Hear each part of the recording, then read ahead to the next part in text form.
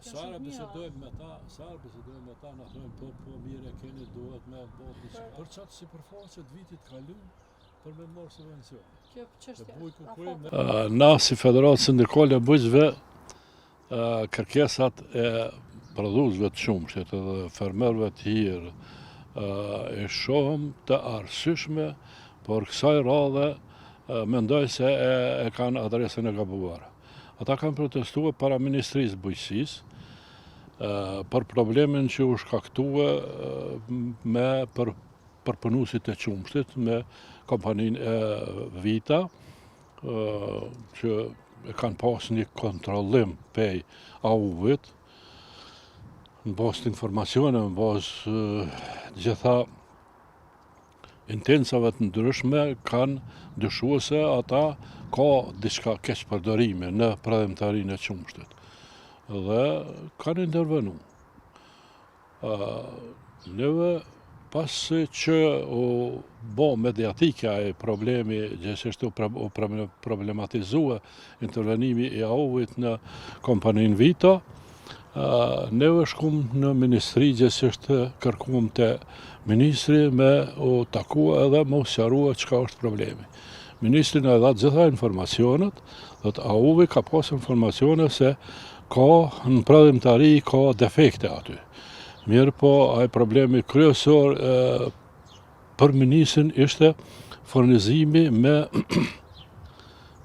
qumsht plohër në periudhën ku e kanë pas të ndaluar.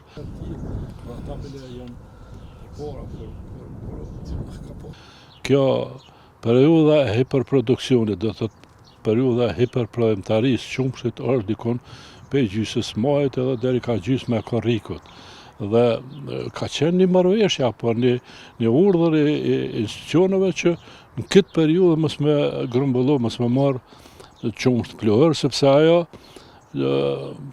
përdorimi i qumshtit plohër po bën një farë konkurrence tek prodhuesit e qumshtit. Do thotë, vën me marrë aty në këtë sasinë e qumshtit, ata po marrin qumsht plohër, sepse lëvërdia e tyre e përpunuese është shumë më e madhe me marrë, sepse për siguri sigurojnë me çmime të ulta, shumë më lëvërdi se sa me grumbullu sasinë e qumshtit. Dhe ka 2-3 muaj ditë që prodhuesit e qumshtit, fermerët, të ne si sindikat janë ankuar se përpunuesit e qumshtit po manipulojnë me obligimet që i kanë për me ja u grumbullua.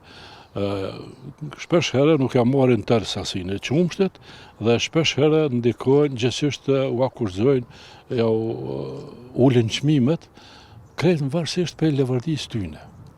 Kurse problemin e fermerëve, simbas neve dhe simbas fermerëve, nuk po jo intereson ku me ditë sa. Normal që çdo kush punon dhe kush prodhon, gjithkush prodhon për përfitime. Mirë po, përfitimi kryesor, baza kryesore për përfitimin e tyre është prodhuesi vendor i qumshtit, fermerët, të cilët ballafaqohen edhe me shumë të lashe tjera. Prandaj, këtu fermerët, unë konsideroj ata fermerët që ata ditë kanë dalë në protest para Ministrisë Bujqësisë, kanë pas adresën e gabuar. Ata do është protestojnë pikërisht para kompanisë Vita, sepse ajo është kompania kryesore dhe ka edhe përpunues tjerë të qumshtit të cilët ju krijojnë probleme, por problemet më të mëdha e krijon kompania Vita, e cila